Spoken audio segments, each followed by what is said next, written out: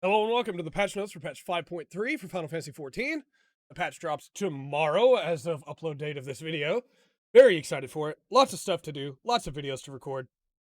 But we're going to look through the full patch notes. I did not look at the preliminary patch notes. I wanted to get these fresh with the full patch notes, so we're going to break it down.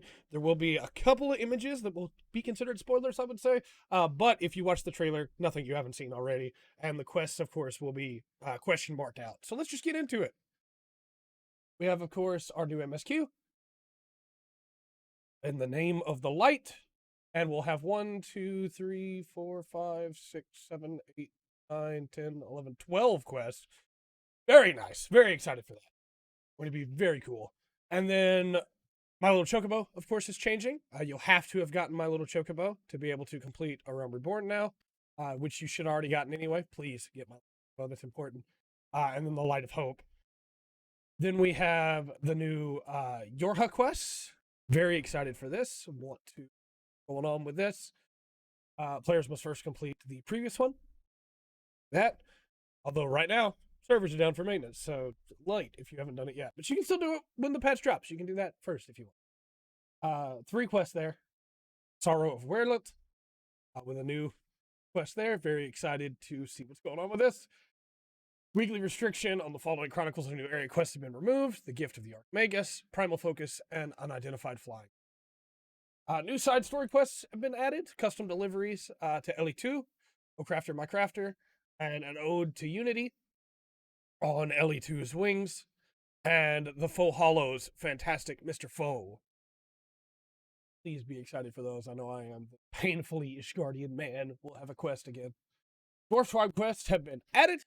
So the dwarves, I guess, will now be in, I was going to say Calusia. That's not Calusia, that's Lakeland. They'll now be in Lakeland. They were in Calusia. The dwarf tribe main quest with daily quests will employ an automatic level adjustment system known as Quest Sync. Match the difficulty of the player's current class level. Experience received upon the completion of these quests will be adjusted accordingly. Furthermore, certain quests will not allow players to proceed with a class that is different than when they. Very cool. Excited to have another beast tribe to level up. These are the drafting beast tribes, whereas the Qitari were the gathering beast tribes. Very, very cool. And of course, lots of quests there. Would expect. To unlock these, they must first complete the quest. It's Dwarfen Time. That's a great name. Then you can earn Hammered Fragments, completing dwarf daily quests. And then, of course, the vendor for dwarves will be unlocked upon completion. Main scenario quests for A Realm Reborn have been revamped. Okay, let's see this. To ensure a smoother journey through the main scenario for newer players, a number of quests have been revised or removed. These adjustments will not affect the overall story. Due to the various changes made to the main scenario, certain quests can no longer be progressed through or accepted. Journal entries for these quests will also no longer appear, even if they're quests you've already completed. Wow, okay, so they're just going to wipe them from the journal. That makes sense, though, so people wouldn't think they can go back and do them on a different character. Significant adjustments have also been made to quest rewards for main scenario quests and side quests in A Realm Reborn. So for anybody who doesn't know, I just recently took a character through A Realm Reborn again, all the way, and it was a nightmare. And so I'm very excited. I'm going to take another character through after I get done playing all the new patch stuff and do it again on another character, and I'll record that one. I recorded a short video that'll go up at the start of the new video when I finish to show the difference. But I'm excited to try it with these changes. If you are currently undertaking a quest in A Realm Reborn, please refer to the duty list or journal, as you may find a notification asking you to abandon the quest. If the quest has been changed, you will also be asked to re-accept it. If the quest was subject to removal, you will be asked to accept the next quest of the area. So there's an instance, for example, Terror at Fallgord. The quest has been adjusted. Please abandon the quest and restart it by speaking to Minfilia at the wiki. The following quests have also been changed. If you accepted these quests prior to the patches noted below, they must be abandoned and re-accepted in order to safely complete them. Can't do it without you and Legacy of Alag. Requirements for the following main scenario quests have been changed. Operation Archon. Before it was just complete the Black Wolf's ultimatum. Now you must also have completed My Little Chocobo. For a time to every purpose. Before, you must have just completed Ancient Ways, Timeless Wants, and Least Among Us. Now you must also have completed the Light of Hope. And the first flight of the Excelsior, before you just needed to complete Hour of Departure, now you need to complete My Little Chocobo as well. Because mounts can now fly in Realm Reborn areas, which is really cool. Flying will be unlocked after completing the main scenario quest, The Ultimate Weapon. Players who have already completed the above quest will gain the ability to fly with mounts upon logging in and entering any Realm Reborn area that permits flying. Players who log into any of these areas must first change areas before flying. Sense? Middle Law, Eastern Law, Upper Law, Central Shroud, South Shroud, Western Thanalan, Eastern Thanalan, Northern Thanalan, Mordona, Lower Law, Western Law, Outer Law. Oh, I see. They went sideways. Okay. Left to right instead of top to bottom. That's fine. East Shroud, North Shroud, Central Thanalan, Southern Thanalan, and Kurthus Central Highland. Awesome. Very excited for that. Following the above changes to facilitate flying in Realm Reborn areas, the quest I Believe I Can Fly has been removed. Players must instead complete the main scenario quest, The Ultimate Weapon. That makes sense. The flyer Saffron Barding awarded for complete. I thought I read that wrong and it was Saffron, but it's Saffron. For completion of this quest can now be obtained in exchange for achievement certificates. Quest objective icons for all quests have been adjusted to indicate elevation. Adjustment was made previously to a number of side quests, but will now apply to all quests. Cool. New chapters have been added. New Game Plus. Chapters for A Realm Reborn and 7th Astral Area are scheduled, added in patch 5.35. Cool. So now the Gladiator is basically all the pre-job quests, all the class quests, which is really cool. The ability to redo class quests is great. Items will not be used when completing quests that require an item to be submitted. Proceed. I'm going to keep tripping over words, I guess, because we got a lot of them to go through.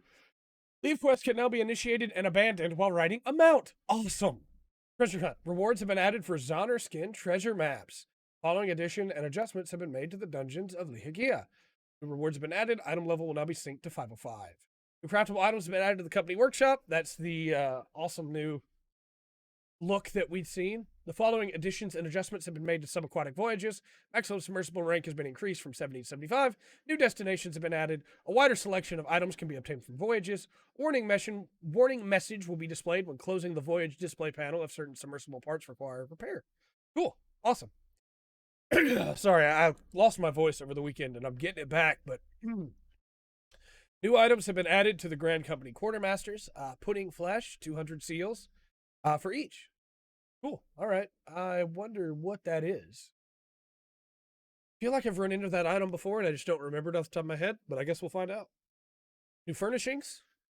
Very cool. Love this wall with a little indentation in it. Very, very cool. More new furnishings based off, looks to me these are housing and these are just furnishings themselves. So you could use these in an apartment as well. Or these are outside. This is inside. Wonder why they broke those up like that then. Oh, because these are from the design contest. All right, read, Trey. Come on. Here and Hrothgar Manigants are now available. Nice. New orchestrion rolls have been added. New aquarium fish have been added. New seed for flower pots has been added. Cosmos seeds. I do like to grow plants. New seed for gardening. Flower pots has been added. Allegan melons. Heck yeah. The Manderville Gold Saucer. An average wait time will no longer be displayed when queuing for Chocobo races. That makes sense. Because that was always wrong. The following additions have been made to Triple Triad. New cards have been added, and new NPC opponents for Triple Triad have been added. Following additions and adjustments have been made to Domin Mahjong. An explanation of the POW penalty will now display when triggered. Position of the cursor when indicating tiles with a gamepad has been adjusted. Faux Hollows has been added. Relive harrowing battles of your past in the form of Unreal battles to create gripping tales you can share with a peculiar talking fox. Succeed, and you will have the opportunity to play a special minigame, which offers unique rewards. You must first have completed Shadowbringers and Keeping Up with the Aleopos. Unreal Trials are new versions of familiar duties designed to challenge players who have reached the current level cap by providing an experience of similar difficulty to the original versions of these encounters at the time of their release. The Unreal challenge for this update is Ak-Afa Amphitheater, which is Shiva Unreal. Different Unreal Trials will be available in each patch. This is an interesting game. So now we get the actual breakdown of how the game works, right? Once per week, players may speak to the foe commander after completing an Unreal trial to gain access to hollows. This is reset every Tuesday at 1 a.m., as can be normal for resets. The object of faux hollows is to reveal the illustrations hidden beneath one or more panels. Only 11 panels can be turned in total while playing. Okay, so it's Battleship. Successfully uncover illustrations and earn faux leaves, which can be exchanged for various rewards. The amount of faux leaves awarded differs depending on the size and nature of the illustration cover. So you have, like, if we zoom in here a little more, you have small appears rarely, this little head that has 100 leaves. Medium, 1 of 2 appears, which is the gift box with 10, and large always appears, earns a retelling, and is 5. I don't know what a retelling is. Interesting. Uncovering, oh, well, there's retellings right there. Ugh. Uncovering a large illustration grants a retelling. With this reward, it's possible to complete an Unreal trial and access full hollows once more before a week has passed, making it a viable alternative to solely aiming for illustrations that grant a high number of full leaves. Player may only learn 1 retelling per week. Cool. Full leaves can be exchanged with a foe commander in Idleshire for rewards only available via full hollows. Like this, there's a word for it. Choker's not the right word, is it? Neckband? I don't know. We're going to move on. I don't know fashion. The following additions and adjustments have been made to Wondrous Tales. When receiving rewards, players will now receive experience points in addition to their reward after collecting 9 seals. Really? That's going to be really useful for alts. Only Disciples of War or Magic, excluding limited jobs, may receive experience points. Experience points cannot be received from Wondrous Tales prior to the release of patch 5.3. Prizes obtained in exchange for Chloe's gold certificate of commendation, Chloe's silver certificate of commendation, and Chloe's bronze certificate of commendation have been adjusted. Items that were previously prizes for Wondrous Tales have been added to the exchange. Players who have not reached level 80 with the Disciple of War or Magic may only choose from 2 rewards rather than 3. Interesting. Challenge log. The entry successfully desynthesized 5 times has been added. Yeah. The entry, oh, and you get XP for it. Of course you do when playing as a Disciple of the Hand. I'm going to do that every week to level up some of my level 30 ones. I got to get all my crafters leveled up. The entry successfully affixed 5 materia has been removed. New emotes have been added. I want to know what this dance is. This looks cool. All right, battle system changes. I will add a timestamp in the description so that people can come straight to the battle system changes if they don't care about everything else. This is probably going to, it looks like it's a big thing. So it's not huge, but let's get into it. Warrior. Berserk. The additional effect extends Storm's Eye duration by 15 seconds to a maximum of 60 seconds has been added. Mithral Tempest. The combo, okay, hold on. We got a Storm's Eye duration just by using Berserk as well. That's pretty good. Mithral Tempest, the combo bonus extends Storm's Eye duration by 10 seconds to a maximum of 30 seconds, has been changed to extend Storm's Eye duration by 30 seconds to a maximum of 60 seconds. This makes sense, really. Warrior has been falling behind in Raid compared to Dark Knight and to Paladin and to Gunbreaker. So it's like the first time in forever it's been falling behind, and so they want to buff it up. My hope is that they also keep buffing the others to keep them up there. But right now, they're really close. Warrior was just behind because of this, so that should bring it back up. Storm's Eye now extends Storm's Eye duration by 30 seconds to a maximum of 60 seconds. In a release, the additional effect extends Storm's Eye duration by 15 seconds to a maximum of 60 seconds has been added, and Nascent Flash no longer requires a target party member to execute, which is great, because Nascent Flash is a pain to use in intense situations because you have to target onto an ally instead first. So, is this change going to make Warrior number 1? Absolutely not. In fact, this change only it's kind of like the Dragoon change, where Heavy Thrust was removed and instead it was tied into the combo. As long as Warriors are doing their combo, honestly, they were already going to have Storm's Eye up, so it's not really that big of a buff. It just brings the floor up for the skill floor of the job, so that people that had a hard time managing the 30 seconds now have 60 seconds instead. It's not that big of a difference, but you will have Storm's Eye up more. Again, if you were like top of the skill ceiling warrior, you already had Storm's Eye up at all times. So, again, not that huge of a change. The big change for me is Nascent Flash, but there will be a lot of people learning warrior that are going to be really affected by this. It'll make things a lot easier on them, and I think that's a good thing. Brutal Shell. Cure potency has been increased from 150 to 200. Wow.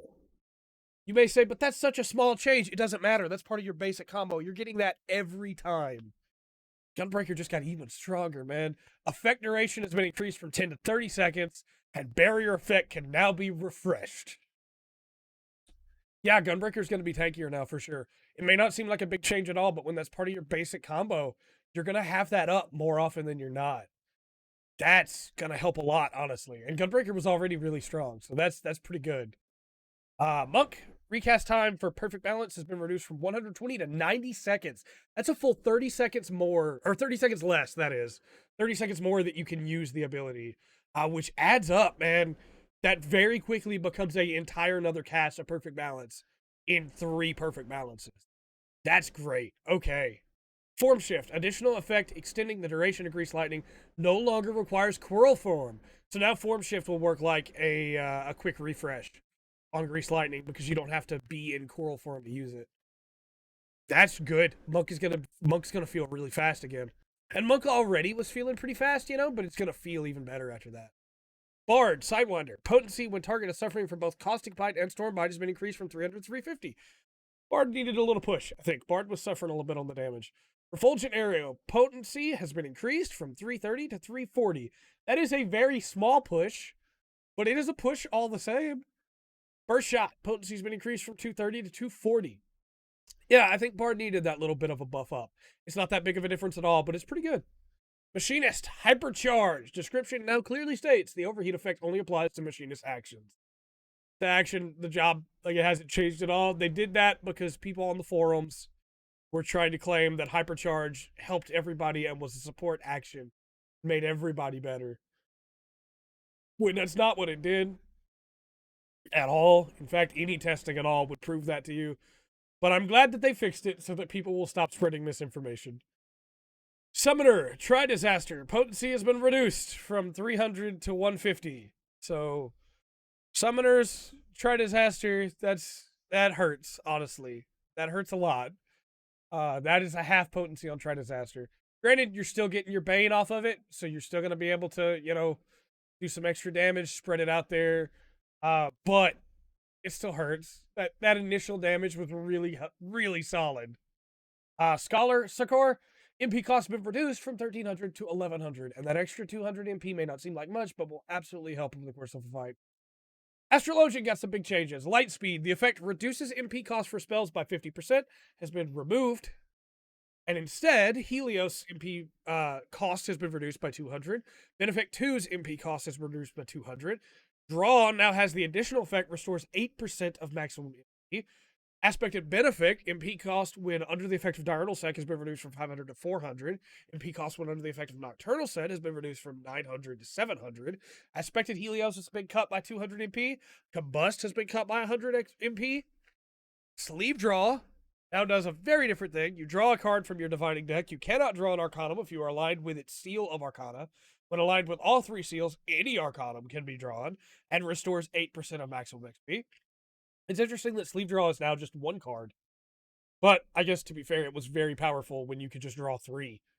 Horoscope, the healing effect can now also be triggered when the effect of Horoscope or Horoscope Helios expires. Very strong. And Neutral Sect. When Neutral Sect is executed while Nocturnal Sect is active, the healing over time effects on both Aspected Benefic and Aspected Helios can now be stacked. So, what do these changes mean for Astrologian? First off, Light Speed having that extra MP cost reduction is great, but a lot of Astrologians saved their Light Speed for moments when they needed it. Not for the MP, but for those quick casts. That effect of Light Speed has not changed. By removing the MP cost reduction from it, but adding an 8% maximum MP recover every time you draw a card, you should have more MP. And when you tie that into the fact that all of your main healing abilities have had their MP cut by either 200 or 100, on average, you're saving a ton of MP. And then not having to use Light Speed to tie into your MP, but having it passively while you're already using your cards, which is a main aspect of your job, that's great. I think that's going to help Astrologian's MP struggles a lot and is going to really draw the job together. See what I did there? Draw the job together to be able to be more effective all the time instead of just, oh, well, I need extra MP, so let me burn Light Speed when I could have saved it for a moment when I need it. Although, honestly, cast pretty quick already. You could probably use Light Speed more than you are. But Horoscope still being able to heal when the effect of Horoscope or Helios expires is great. And those Neutral Sect changes where it can stack means that now there is a reason to have more than one Astrologian as well.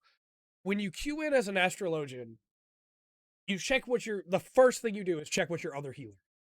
If your other healer's a scholar, you're going diurnal. If your other healer is a white mage, then you're going nocturnal. If your other healer is an astrologian, then you're going, what do I do?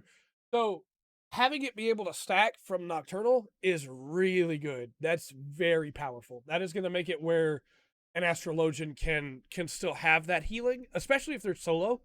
If it's a 4-man, they can still have that extra healing. But if they're in an 8-man, if they're in a 24-man, there are options for the astrologian to be able to work together with another astrologian, which is really cool. I like that a lot. So that's our big job changes. I think we're going to get some PvP job changes too, but those were our main ones for PvE. The description, we're barely even halfway through this thing. The description of certain actions and statuses have been adjusted, but their effects have not been changed. The period of invulnerability after being revived will now be indicated by the Transcendent status effect. Thank you so much. The ability to know when I'm still invulnerable, because sometimes people tell me, well, just don't move. And then sometimes people say, no, you can move, you just can't attack. And then sometimes people say, well, no, if you move, then you lose it. It'll be nice to be able to see for sure. Players can now change the name of active sets in the Blue Magic Spellbook. Options. Options are good. The ability to rename your sets, very, very good. New dungeon, the Hero's Gauntlet, has been added. Cool, excited for it. Of course, you may enter it with trust NPCs. I always do the first time. Requirements, of course, you must have completed a main scenario quest. Experience point bonus will now be granted when completing dungeons for the first time. Bonus will not be granted for dungeons with a level cap of 50, 60, 70, 80. So any dungeons in between 50, 60, 70, 80 that you complete for the first time, you'll get a bonus XP bonus for completing, which is really cool. Attacks by the coin counter and Orb Veil now have action indicators.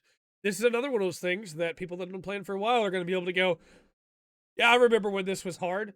And there are some people already, I'm sure, on the forums that are going like, well, it never bothered me. Why would you change it for them? It's like, it doesn't hurt that they made this easier for everybody. Just let it go. It doesn't hurt at all. It makes it better for new players. The following changes have been made to existing instant dungeons. The following items can no longer be obtained from treasure coffers. Ethereal gear other than accessories have also been removed from treasure coffers. Treasure coffers that only yielded the items listed below have been removed completely. So, this comes in line with the ARR changes. All regular items that you can find in chests in dungeons are gone. Back when ARR first came out, you needed some of this stuff. Some of this stuff, it was the only way you could gather it. But over the years, it's been added in other places. Potions have become, let's say, less important. I think a potion can still be very helpful, especially when PvEing in the open world. But potions have become less important. And you don't need them during dungeons because you have a healer. When back during ARR, and especially back during 1.0, when a lot of these dungeons were made, you kind of did. You needed that extra heal. So, for a long time, they've been talking about removing all of these. At this point now, all this stuff is just attacks on your inventory when you go into a low-level dungeon. When you go into an ARR, a level 50 or below dungeon, you would get all this stuff that you didn't need, and you would have to come out of the dungeon and sell it all. I highly doubt anybody's been using their rotting round shields. So I'm glad that this stuff is going away. Some of this stuff could sell for pretty good on the market board from people that didn't want to go gather it. Cooking Sherry is a big one. Even Void Scent Blood you could get some good money on sometimes. But you can gather that stuff yourself anyway, so getting it out of the dungeon and letting it be more of a straightforward experience is a lot better. The contents of treasure coffers in the following dungeon have been adjusted to ensure players receive gear of suitable strength. Furthermore, players will always receive a weapon or piece of armor equipable by their current job upon completing one of these dungeons. So, Orb Veil and below, now when you complete the dungeon, you will get a piece of gear for your job, even if you didn't find one in the chest on the way. This is because people were getting up to Orb Veil and running up to Orb Veil in very low-level gear. My hope is that they also raise the minimum gear level for some of those, the eye level, to try and offset that. Because players should get stronger now much faster, which will also make RR a lot more fun to run, I think. New trial's been added. It's a mystery. 465 or above. After completing the main scenario quest, being Speak to the Minstreling Wanderer, I almost said Winstrel, in the Crystarium as a level 80 Disciple of War. The totem received upon completion of this trial can be exchanged for rewards by speaking with Hrothgar in Yulmore, which will be another dragon. The Akafa Amphitheater Unreal. This is 435 item level sync. 8 players, 60 minutes, and you must have talked to Fantastic Mr. Poe first. The drop rate for the Shadow Gwibber Trumpet in the Minstrel's Ballad, Hades Elegy, has been increased. Very good. And you can turn in 99 totems for the Shadow Gwibber. The following restrictions on rewards in Eden's Verse have been removed. This change does not apply to the Blade of Golden Antiquity obtained in Eden's Verse Refulgence. The number of Blades of Golden Antiquity required to exchange for a perdurable, that's the word, I tripped over that real hard, a perdurable tombstone, wow, has been reduced from 7 to 4. The Alliance Raid Dungeon, the Puppet's Bunker, has been added. Exciting new raid was developed by the director and producer of Nier Automata, Yoko Taro, and Yosuke Saito, with music composed by Keiji Okabe. Very excited for that. Very excited. 465 or above. New requirements for a thing here. We can rebuild her. This will be the Shadow of Werewolf, I believe. Parties matched automatically via the Duty Finder will comprise 1 tank, 2 healers, and 5 DPS. Parties formed prior to registration must also meet those role requirements. However, these role requirements are not required when registering as Alliance. Oh no, this is still the raid. I'm sorry. I was reading that wrong. Rewards. You can receive only 1 reward item per week for completing duties in your Puppet's Bunker. In the event you are awarded an item from the loot list, relinquish your right to vie for all remaining items regardless of whether you selected need or greed. Each party in the Alliance will receive its own treasure chest, the contents of which will be identical regardless of the route taken. Regardless of the route taken. Is there a route split in this? Upon completing the Puppet's Bunker, players can also earn a separate reward once per week. 2 cracked Stella Clusters and 1 Puppet's Coin. Puppet's Coin can be exchanged with Hrothgar in Yulmore for items used to enhance equipment purchased with Allegan Tombstones of Allegory. Players will no longer be rewarded cracked Stella Clusters upon completing the Copied Factory. The items required to enhance equipment purchased with Allegan Tombstones Allegory, Crystalline Glaze, and Crystalline Twine can be purchased from Gilles in the Crystarium with sacks of nuts, or Hrothgar in Yulmore with manufactured coins and Puppets coins. Very cool. Puppets coins, getting Puppets Bunker, upgrading equipment. We just talked about that. The following duties have been added to the Raid Finder, Extreme, and the Akafa Amphitheater Unreal. That's going to be in Raid Finder. Awesome. The following duties have been moved to the Duty Finder, Cinder Drift Extreme, and Memoria Misera Extreme. Players will now receive the Power of the Echo in the event all party members are incapacitated during Cinder Drift and Cinder Drift Extreme, Memoria Misera Extreme. Each time players restart the aforementioned trial, they'll be granted a 10% Echo Effect boost. Increases each restart up to a maximum of 50%, and then on the extremes, it's 5 to 20. The Roulette Expert has been changed from Grand Cosmos and Anamnesis Editor to Anamnesis Editor and the Hero's Gauntlet. 40 to 460 now to get into Expert. The duties listed within Duty Roulette level 80 have been changed as follows. Grand Cosmos has been added and required eye levels gone from 4 to 430. Duties listed within Mentor have added Hero's Gauntlet, Puppet's Bunker, and this required average item level to register for Duty Roulette Mentor has been increased from 405 to 465. And Extreme has been added to the list of challenges in Stones C. All right, now we're into PvP job changes. Let's see what's going on there. The following adjustments have been made to PvP actions. Shared tank actions. Reprisals reduction to damage. Target's damage dealt has been changed from 10% to 20%. That's a big change for one single DPS that you can hit. That's going to make a difference, honestly. Shared range DPS actions. Concentrate. Recast time has been reduced from 30 to 15. You'll get concentrate much faster. Magic DPS drains maximum potency has been increased from 1800 to 2400. Addles reduction to target's damage dealt has been changed from 20 to 40%. Swiftcast recast time has been reduced from 30 to 15 seconds. On a word, recast time has been reduced from 45 to 30. And Etheric Burst recast time has been reduced from 60 to 45. This should make all mages in PvP more powerful, I guess is the word. Mages in PvP felt very slow, so that's good to see. Healer actions. Recast time for attunement has been reduced from 60 to 30, and rescue effect now ignores knockback resistance and can no longer be prevented by enfeeblements. The additional effect removes home gang effect from target has been added. Healers are stronger. All right, that's a choice. We'll see if they changed anything on the individual healers. Paladin, Confiteor, additional effect now also lowers target healing potency by 10%. All right. Hallowed Ground, recast time has been reduced from 90 to 60. All right. And effect duration has been reduced from 6 to 5, but still, you can cast it more often. Tetsudo, recast time has been reduced from 60 to 45 seconds. Paladin's in a really good spot now. That being able to drop their healing potency by 10% with Confiteor is very nice. That'll help killing healers a lot. Warrior, Heavy Swing. The additional effect increases beast gauge by 10 has been added. That's good. Shake It Off. Recast time has been reduced from 60 to 45 seconds. Chaotic Cyclone. Increased target damage taken has been changed from 5% to 10%. Warrior's going to hit harder more often. That's Warrior. Dark Knight, Edge of Shadow. Reduction to target's HP recovered by healing actions has been changed from 20% to 10%. Duration of effect reducing target's HP recovered by healing actions has been increased from 6 to 10 seconds. So, we'll talk about Dark Knight and what that means after we read the rest of these, but I think that's actually going to help Dark Knight, and I'll explain why. Flood of Shadow. Duration of effect reducing target's HP recovered by healing actions has been increased from 6 to 10 seconds. And Dark Missionary, recast time has been reduced from 60 to 45 seconds. So Dark Knight was your go-to for killing healers before in PvP, because Dark Knights could drop their ability to heal themselves, but only for 6 seconds. So even, like, if the healer was not alone, Dark Knights could not kill them, because another healer would keep healing them anyway, and between the two, that 20% reduction was not good enough. You couldn't burn them down fast enough in 6 seconds for it to matter, as the healer just spammed their healing and the other healer healed them as well.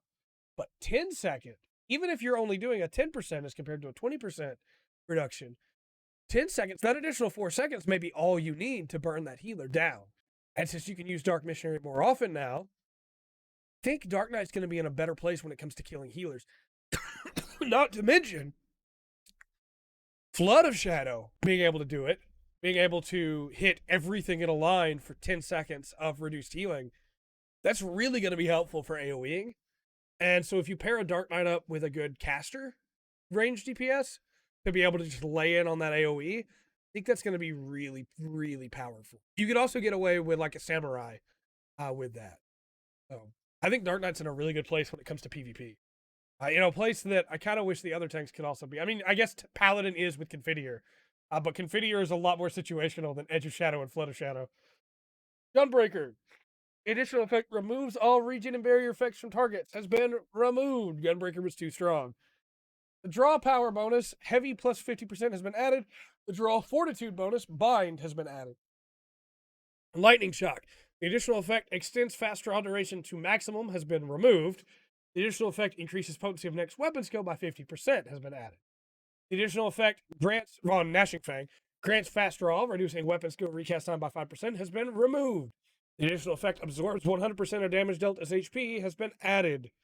Savage Claw. The additional effect grants fast draw, reducing weapon skill recast time by 5% has been removed.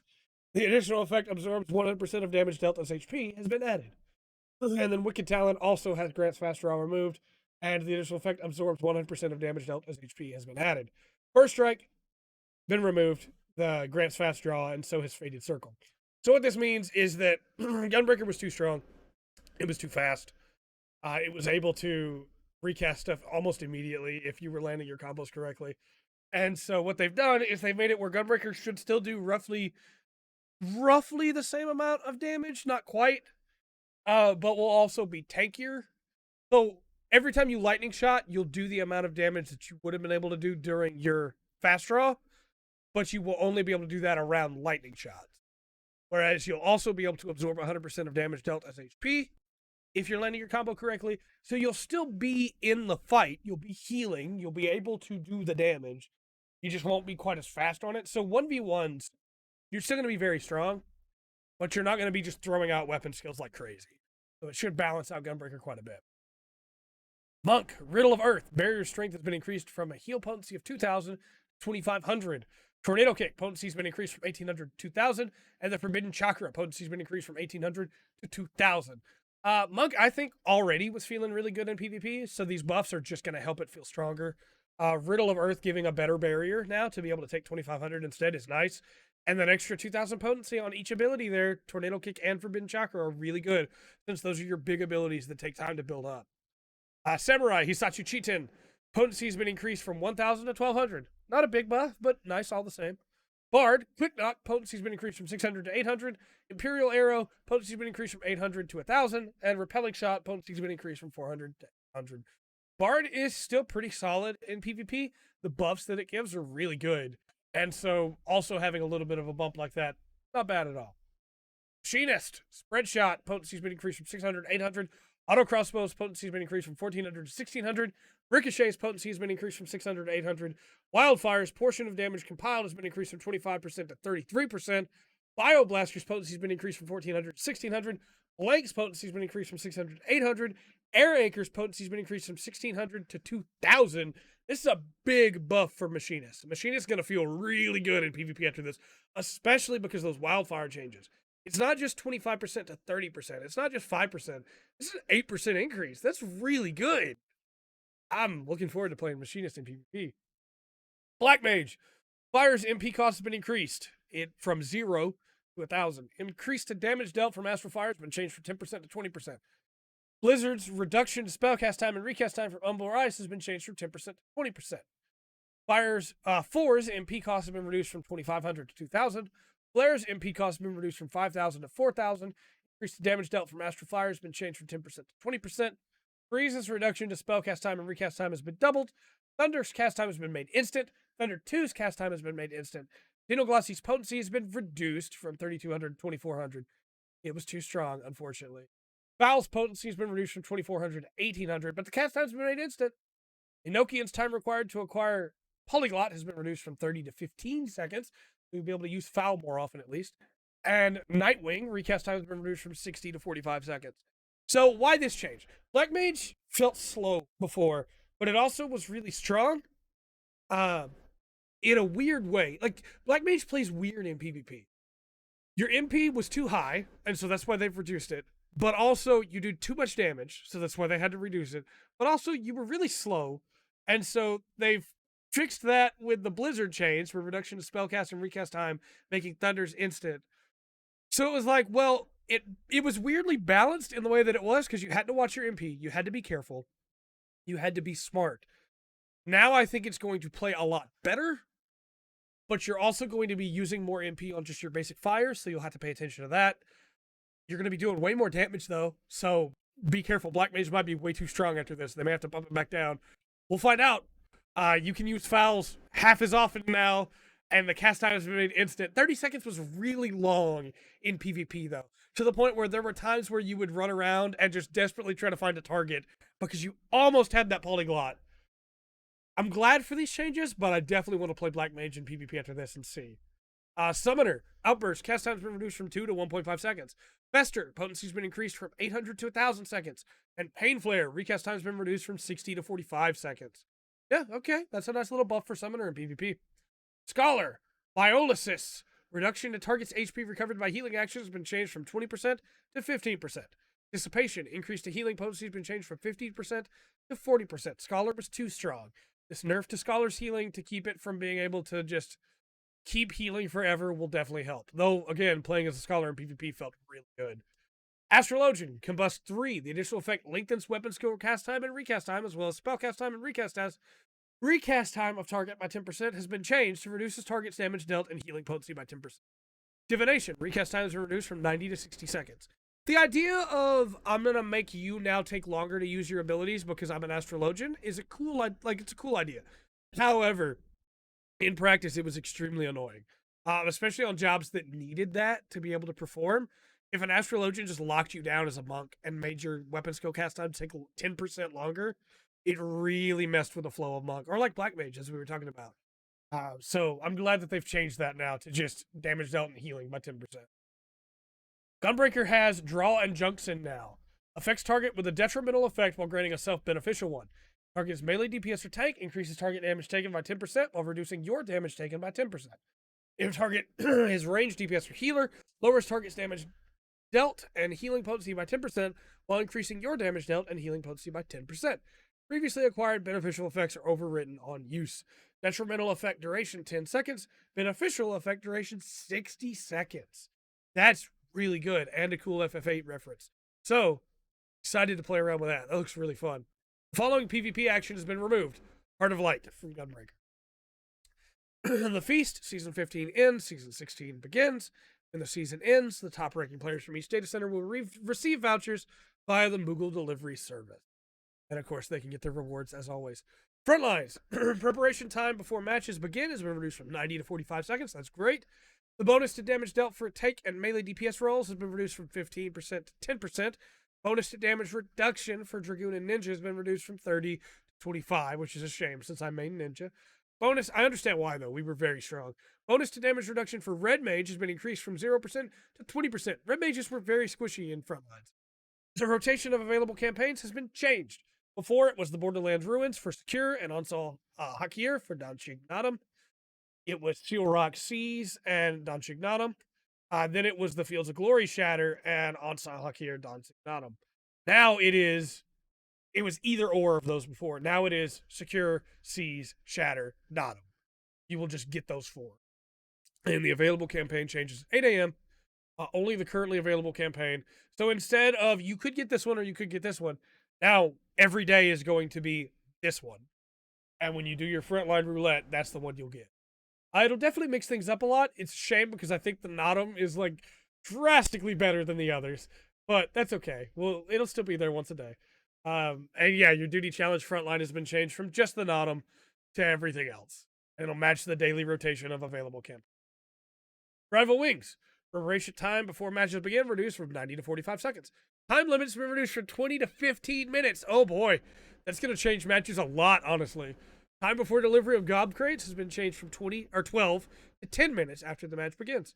Bonus to damage dealt for tank and melee DPS rolls has been reduced from 10 to 0. Bonus to damage reduction has been reduced for Dragoons and Ninjas from 20 to 15. And Red Mage has got the 10% now. The following adjustments have been made to War Machina actions. Cruise Chaser Spin Crusher, potency when attacking a player, mammoth, or object has been increased from 750 to 1,000. Potency when attacking War Machina has been increased from 7,500 to 10,000. Wow. Laser Sword, potency when attacking players or War Machina has been increased from 10,000 to 1,250, 12,500. Potency when attacking mammoths or objects has been increased from 1,000 to 1,250.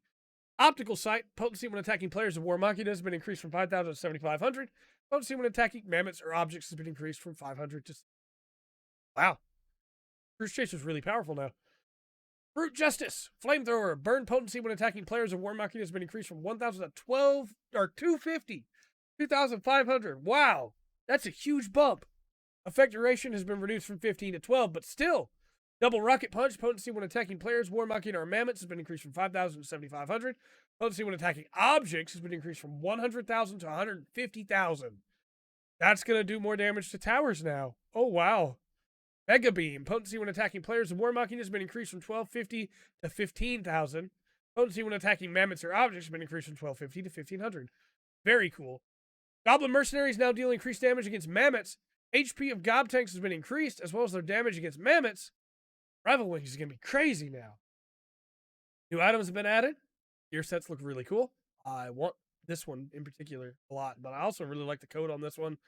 This one, this one, this one, this one. Not so much this one, but the rest look really cool. New recipes have been added. I want that shirt. I need that on one of my characters on Bray Garenda. The following recipes have been removed. I'm not going to read all these. I'm going to tell you right now, I'm not going to read all these. There's a lot of recipes that have been removed. It's all wolf stuff, too. Wolf Staff, the Wolf Planisphere, the Wolf Salata. I wonder why they're getting rid of all the wolf stuff. Maybe it's going to go into... Tribe, but surely not. Odd, I'm missing something here as to why they're getting rid of all this stuff. Icarus, oh, here it is. Icarus Wings, Regained Feathers, and Wolf Gear from recipes removed in patch 5.3 can be obtained in exchange for wolf marks. The Wolf's Den Pier. That gives me another reason to use wolf marks, since I'm always capped on them. I'll get all this wolf stuff. Crafted item level 480 equipment can now be exchanged for upgraded item level 490 equipment at Helison and Yulmore. You'll need certificates of novelty and undersea rain. They can be exchanged. With those, can be received from Hilliston in exchange for elegant tombstones and phantasmagoria. Sundry Splendors, a one-stop shop for gear and items purchased in exchange for elegant tombstones and scripts, has been added to all city-states. So this will be where you can go to get all of the stuff. Limsa Lominsa, Gridania, and Ul'dah if you've completed the ultimate weapon. Ishgard if you completed Heavensward, and Kugane if you've completed Stormblood. Rowina's representative will be in the Limsa lower decks by the Aetheryte, in New Gridania in front of the Aetheryte Plaza, in Ul'dah, off to the left of the Aetheryte after you come up the steps, in Foundation, in Ishgard, just in front of the stairway there, or at the top of that stairway there, in Kugane, right in front of the Aetheryte, over by the stalls. Very cool. Following the addition of Sundry Splendors, the following adjustments have been made to gear exchanges for elegant tombstones and poetics. Gear that required the exchange of a base item and upgrade material can now be obtained directly in exchange for elegant tombstones and poetics. The base item and upgrade materials for such gear can no longer be obtained from shops or dungeons. Following this change, tokens used only in exchange of these upgrade materials can no longer be obtained.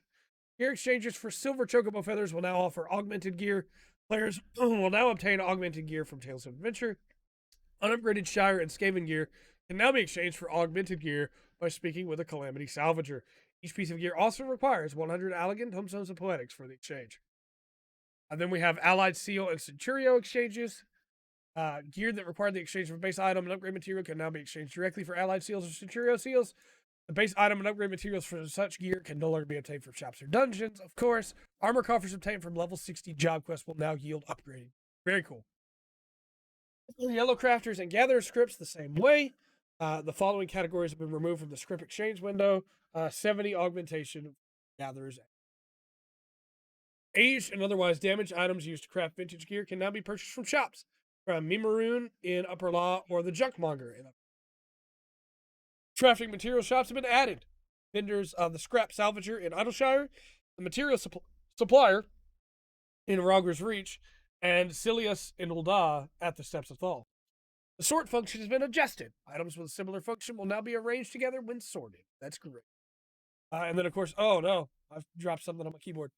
I lost my train of thought. Because of this, item shop vendors will change the order of items to match the new search change. The prices of certain items have been adjusted. Certain items can now be sold, desynthesized, or submitted for expert delivery missions. The item level of Zodiac Weapon, Anima Weapon, and Eureka Weapon replicas has been changed to 1. So the replicas no longer will have an item level. To reduce system stress, the timing with which changes to gear, durability, and spirit bond are processed has been adjusted. Changes to durability and spirit bond gain were processed after defeating an enemy before. They are now processed after completion of a duty. With the exception of Treasure Dungeon and Fates, gears will not lose durability, nor will it gain spirit bond when a duty is failed. This adjustment will not affect durability lost upon incapacitation. So you'll still lose durability when you are incapacitated, but otherwise your gear won't break until you get out of the dungeon, basically. Really helpful. The aforementioned changes to durability and spirit god gain apply to the following duties: instant dungeons, raid dungeons, alliance raid dungeons, trials, fates, the Mass Carnival, Aldessian Arsenal, and treasure dungeons. Very cool. And enemies defeated in the open world or leaves will no longer affect spirit bond gain. So you'll need to go into dungeons or trials or fates to be able to get the spirit bond. Still trying to keep my voice. We're 2/3 of the way through. Materials in your inventory can now be used to search for crafting recipes. After selecting an item in your inventory, open the subcommand menu and select search recipes using this material. Produce a list of recipes requiring said item. Very cool. We saw that in the live letter. Trial synthesis action has been added, which we saw in the live letter. This allows you to pretend to make it, basically, to test it out and see if you can make it without expending materials, which is really good. Following the addition of the trial synthesis action, apprentice practice materials will no longer be sold from shops. Following crafter actions has been removed. Collectible synthesis. Following the removal of collectible synthesis, the level 51 to 80 recipes used for collectible synthesis can no longer be used to create collectible items. A new trait has been added to Disciples of the Hand. Level 15, practice makes perfect. Allows you to execute the action synthesis. When using a gamepad, players can now press Y or triangle to immediately open the efficiency calculation method window. The display of special recipes in the crafting log has been adjusted to improve ability. Players can now specify the number of items to be crafted in a raw materials list, and it will do the math for you. It's really cool, actually. Players can now speak with L2 to complete custom deliveries, which is really cool. Glamours cannot be cast on L2. The following adjustments have been made to Rowena's House of Splendors. The items designated for collectible turn-ins have been changed. Items accepted for turn-ins prior to 5.3 can no longer be crafted as collectibles. If you possess collectible versions of these items in your inventory, they can be submitted to the following vendor, the collectible dealer in Mordona. Items requested for collectible turn-ins will no longer change on a daily rotation. According with this change, items listed in the collectibles exchange will no longer be given a daily bonus. Furthermore, Rowena's House of Splendor will no longer appear in the timer's window. Ornament recipes for alchemists have been moved into their own category. Before it was level-based recipes, now it's special recipe other ornaments. The auto sneak trait for Disciple of the Land has been adjusted. Before, it automatically activated sneak upon changing your class to Miner, Botanist, Fisher. Now it automatically activates sneak upon changing your class to Miner, Botanist, Fisher, and it's automatically activated upon changing areas, so you no longer have to manually do it every time you walk across the zone line. New Miner and Botanist gathering nodes have been added. New items have been added to gathering points. New fish have been added. Display of requirements for perception-based gathering bonus has been adjusted. Before, it was perception number, then gathering fortune 0%. Now it's perception number HQ available. So now you'll be able to see if you can even get the high-quality version, if your perception's high enough. The following adjustments have been made to ocean fishing. Points earned for fish who have reeled in will now be displayed. Oh, look at the Mora, man. Just stealing your high point. When reeling in a high-quality fish or multiple fish using double hook, a composite score will be displayed. Fish that award bonus points will now be indicated with a special icon. Requirement for catching certain fish with special conditions have been added to the fishing log. Effects of the following items have been adjusted. Company issue engineering manuals used to grant you 50% bonus experience up to 1,500 or 150,000 points for 180 minutes. Now it grants temporary 150% boost to experience points from synthesis gathering. Wow. Up to a maximum of 500,000. Effect is halved at level 40 and above and is 18-hour duration. The manual 2 was a 50% boost to 300,000 for 180 minutes. It's now 150 boost to 1,000,000, halved at level 50 for 18 hours. Engineering manual was 150 boost to experience for 6 million points, halved at 70 and above for 180. Now it's 150 boost to 6 million, halved at 70 above for 18 hours. And the revised engineering manual was 100% boost up to 12 million for 180 minutes. Now it's 150 boost up to 12 million, halved at level 80 and above for 18 hours. That's pretty crazy. The following additions and adjustments have been made to Desynth. The level cap for Desynth has been increased from 480 to 490. Time to hit that cap. Stacked items can now be automatically desynthesized one after another. When this was announced in the patch, I was so happy. Do you have any idea how annoying it is to desynth every fish from 3 ocean fishing runs? It's insane. Oh, so happy. New items available in exchange for achievement certificates have been added. I want to know what that is. The pull-down menu of the material creation window has been adjusted. The equip category now displays at the top of the list. New items have been added to the inventory of Calamity Salvagers. New mounts have been added. That mount looks really cool. I like that mount a lot. Is that, it's the Xanthus and the Unicorn, right? But, is that for Calamity Salvager, or is that for achievements? Music played when riding the Pteranodon mount has been changed. New Chocobo barding has been added. New minions have been added. New achievements and titles have been added. New achievements and titles have been added, of course. The icons for certain achievements have been adjusted, and certain duties and trials will now count towards the complete achievements. The Extreme and Ak-Afa Amphitheater will count towards all the tank achievements. And the Hero's Gauntlet, Extreme, Ak-Afa Amphitheater, and Puppet's Bunker will count towards the thank you. Thank you. The fashion accessories category has been added to the main menu.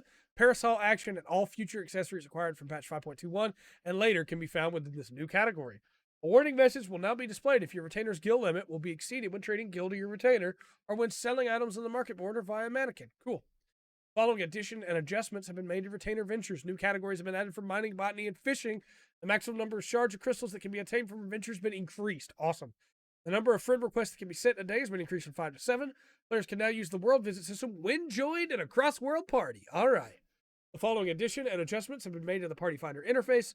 Party players can now join another party. You can silence the echo. You can specify one player per job. You can specify if you want playstyle recordable and silence echo options when searching. Playstyle recordable, duty finder settings, silence echo have been added to filter. The Forbidden Land Eureka category has been changed to Adventuring Forays. And the layout of the interface has been adjusted. The description for the undersized party option in the Duty Finder settings window now states that players will not gain Spirit Bond when the option is enabled. A weight option has been added to the Vote Abandoned window. The display of status effects applied by you will now take priority when appearing on a target bar or focus target bar. This change will ensure status effects applied by you will be displayed even when the number of status effects applied to a target exceed the maximum number displayed. That's great. That used to be a thing that you could toggle on. I'm glad that that's just going to be a default setting now. Enmity can now be manually reset when attacking a striking dummy. Targeting the striking dummy, select Reset Enmity towards striking dummy from the sub-command menu. That is incredible. It's so good to be able to go, I'm done now. I don't want to have to run away from it. I'm done now. Thanks. Done. The category for actions used to transform your character has been changed from Glamour to Special. Descriptions for combo actions, primarily used in PvP, Royal Authority combo, Reeling Thrust combo, will now include cast time, recast time, and cost. Cool. Search function has been added to the Orchestrion. The pull-down menu of the Armoire has been adjusted. The inventory category now displays at the top of the list. Very cool. The display of quests with branching dialogue in the Unending Journey has been adjusted. In the event players have completed related quests that allow for special dialogue, an icon will display next to the checkbox that toggles the reflection of quest progression. Players can now save the size and positioning of the results window that appears when appraising lockboxes and logograms. Very cool, so it doesn't just pop up wherever in the middle of the screen every time. The following additions and adjustments have been made to group posts. Stickers have been added. We talked about these during the live letter. A lip movements option has been added. A track camera option has been added. A loop motion option has been added. Motions when eating with indoor furnishings will now be reflected in group pose. Color filters have been added. New frames have been added. Duties that can be recorded has been changed. Before it was the Dying Grass, Minstrel's Ballad, Hades Elegy, Coffee Factory. Now it's Hades Elegy, the Coffee Factory, and Eden's Verse Refulgent Savage. The Yokai Medallion, obtained during the Yokai Watch collaboration event, has been moved to the collection menu. Get that out of my inventory. Thank you. If a Yokai Medallion was registered to your hotbar prior to the release of patch 1.3, it will be replaced with a question mark icon. This icon may be safely removed. Players who discarded this item prior to the release of patch 5.3 will find a new Yokai Medallion in the collection menu. Players can now access the official site via links displayed in-game. Cool.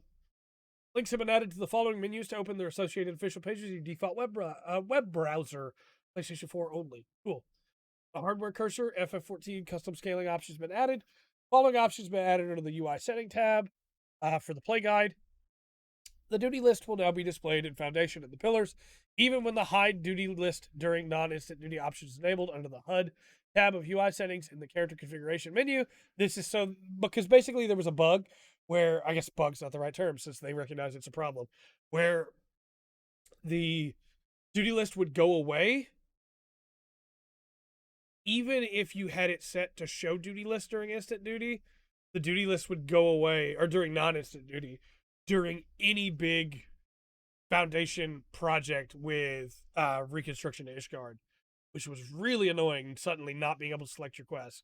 And I imagine was very confusing for new players that were trying to do quests in Ishgard.